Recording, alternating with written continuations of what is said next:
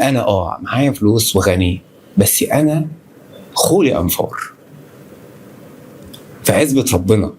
الفلوس دي ربنا مديها لي علشان اشغل بيها ناس. في ناس لما ربنا بيديها بتغير ارقام تليفوناتها القديمه، بل ممكن كمان بتغير صحابها، وبتبدا ان هي تتعالى على الناس اللي في دايرتها.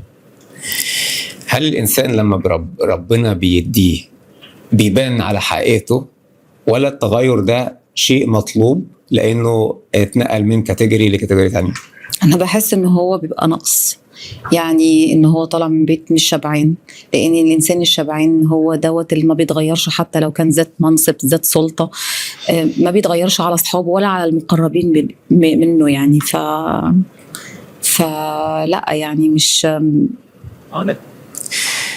كان في رجل اعمال المهندس صلاح دياب، كان برضو بودكاست، والمذيعه بتساله على انت راجل مالتي مليونير، هل عندك عربيه؟ هل عندك طياره خاصه زي ما نشوف بعض الفنانين بيتباهى بالطيارات الخاصه؟ هل عندك اسطول من السيارات؟ رد قال لا، انا هي عربيه وولادي كل واحد عنده عربيه. ممكن يكون عندي عربيه تانية مثلا مجهزه لي ان انا اخرج مثلا سفاري او حاجه، لكن هي عربيه وخلاص. الطياره لما بسافر في الطيارات بتاعت الشركات، ليه اشتري طياره؟